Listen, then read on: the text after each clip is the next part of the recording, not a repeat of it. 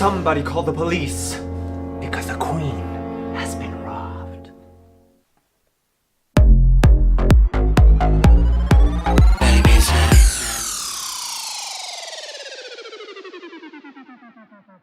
Hi everyone, and welcome back to yet another episode of Betty Does RuPaul's Drag Race Season 11 Review.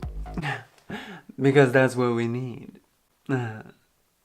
We have been waiting 11 seasons for the first ever 69th Drag Olympics, and it's finally here. And as stupid as the idea sound, I was living for it. The queens are starting to feel the pressure both physically and mentally, but this is the Drag Olympics. If there is a time to step your up and bring your A game, it's the Drag Olympics. If there is a time to put your injuries and your struggles aside to rise to the occasion, it's the Drag Olympics. Who will snatch up the gold and make their countries proud? And who will miss the mark and go home in shame? Shame. Ariel has left the competition and the remaining queens are feeling the pressure. Silky, who used to be bubbly, likable, relatable, and a c'est la vie attitude, is really backed up in a corner. She is taking everything personally and she's using every single opportunity to remind everyone that she's ready to lip sync. Evie is going out of her way to critique and advise the other queens.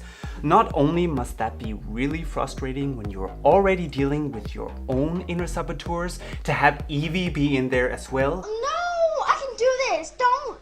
But also I'm thinking, this is a competition.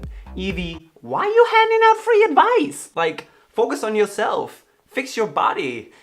It needs it. Vangie is incapable of keeping up her clown facade as her insecurities make her cry. But this is a really good thing for her because thus far we have only seen her running around acting a clown, and suddenly we feel her, we see her personality shining through. There is a real person behind Vangie. And we need that. The winner of RuPaul's Drag Race does not just need to be amazing. Oh god. Oh! She needs to be relatable, and Vangie is very that. Problems with body and minds aside, the show must and will go on. But before the maxi challenge, it is always time for a mini challenge. And for this week's mini challenge, the queens will be doing a Jane Fonda Buns of Steel-esque calisthenic workout video. What they're actually supposed to show, I am not sure. But I love it. The queens are acting foolish, and it's exactly what I want from drag. It's exactly what I want from RuPaul's Drag Race. And adding in Love Connie, I'm like, yes, please. She might be the best thing to walk that workroom in a long time. She was giving me life. And she was not afraid of getting ugly, getting hilarious, getting stupid. And I think this is why this mini challenge was so great, because the queens took what Love Connie brought and put it in themselves. Deep inside themselves. Is this a sign that we might finally be getting the episode I've been craving? An episode that will make me laugh. Stay tuned and find out. As they are picking the queens, it's becoming quite evident that we are dealing with a bit of a space jam. Akira's team is like the superior aliens, while as plastiques remind me more of loonies. Let's be honest, Scarlet Envy is not a dancer. We know it, the queens know it, and she knows it. Akiria, on the other hand, seems to be a fish in water. She is ready for this challenge. And it's exciting to see because in the first 5 episodes, Scarlett was doing so well, whereas Akiria was sort of blending in the background. And it seems that now the roles have changed. Akiria is bracing herself for a world record race, whereas Scarlett hasn't even learned to tie her shoes. On the rehearsal stage, the story unfolds exactly as we had predicted. The Pakistanians? Pakistanians? Pakistan.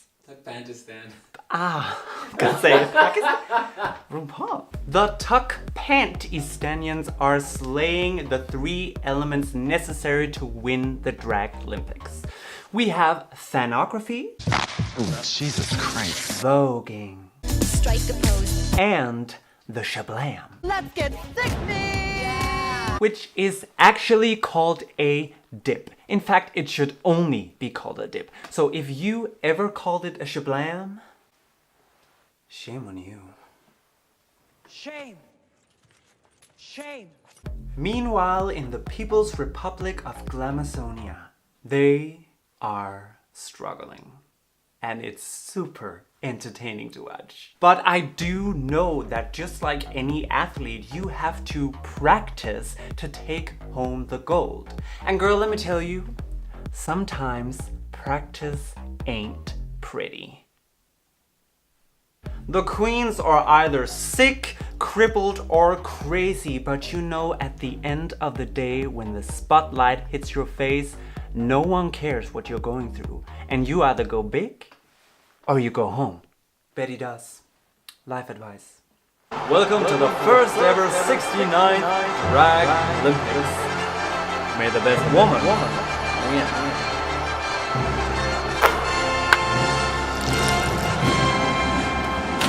These queens must have rehearsed overnight because I am thoroughly impressed. And with both teams. I was sure that Raja and Scarlett and Nina would be struggling with the dips, with the choreography, with the voguing, but they really turned it out. And what they didn't have in body language, they had in their face. Yes, thank you. I had really high expectations to Team Akiria, but they managed to live up to them. Not only did they give me classical ballet, batons and lifts, they also performed the shit out of it. It's a little difficult to see from a distance, but this might be a hole-in-one. The standouts for me were Scarlett, Nina, and Akiria. It's obvious that Scarlett's level physically is just not up to the other queens. Like when she moves, it's awkward. And this was a very physical challenge, so of course she's gonna be red for it. Having said that, she turned it. She really entertained me. She is obviously a performer, and that is what I'm looking for, a great performer. Nina West also impressed me because I didn't expect a whole lot from her. Like, she is a more mature queen. She has a good size to her, and comedy is sort of her stick. But she really managed to turn this comedy into something that worked in the challenge. And that really stuck out to me, so kudos to Nina West. Akiria. Thank you, Jesus. Akiria gave me all the things that I've been wanting for her for 6 episodes now. I've always felt like there is something there. She is funny, she is quick, but she never really had a chance to shine through. She did today. Here's Johnny! Speaking of shining, category for today's runway is everything that glitters. And apparently, that's gold. First down the runway, we have Akiria, and she sets the gold bar so high that none of the other queens can reach it. I mean, she slayed this. She slayed the Drag Olympics. I'm starting to think that she might very well have the Midas touch. Vangie stood out for different reasons. First off, let me say I do not want to see her go. She is really giving me life. There is so much fun in watching her. But on the runway, not so much. She is not giving me anything. Every week it's a new bathing suit that looks sort of like what she was wearing last week. And I'm getting really bored with it. So Vangie, for everyone's sake, step it up. So based on the challenge and the runway, Akira takes the gold and Raja and Scarlett are up for elimination. I basically agree with this. Having said that, I am pretty confident that Scarlett is gonna stay because she has been doing so well in the competition. Whereas Raja is more like the flounder of the competition. Completely flat and always at the bottom. And just as I predicted, Scarlett is doing so much better in the lip sync. She is giving us the dramatic diva moment at first. She has scissors in her boobs, a dramatic costume reveal, pants underneath, and even though bitch can't dance, she ends up doing a dip. Sort of. Like, she did so well. Raja on the other side is doing her classic 1-2 step, thinking, this is my third time in the bottom. How am I gonna get out of this? And we all know it's her time to sashay away.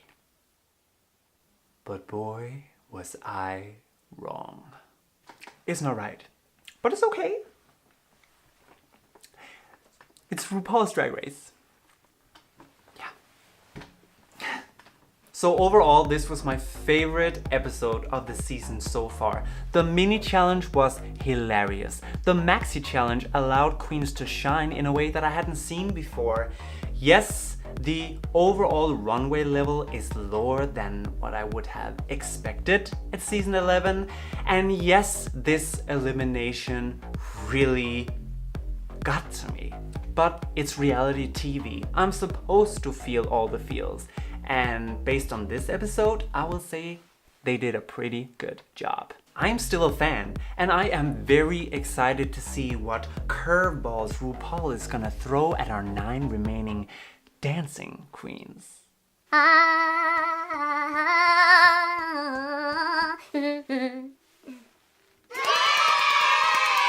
At this point in the competition, my personal top 3 is Akira, Brooke, and Sugar. But do you agree? Or do you disagree? Why don't you comment down below and let me know. Spill the tea for Betsy. That's me. Alright you guys, that was it for this week's episode of Betty Does yet another RuPaul's Drag Race Season 11 review. Wasn't that everything you needed? Oh. Please remember to like, to share, and to subscribe so you don't miss out on anything. So until next time, all that's left for me to say is, please have yourselves a very, very good day.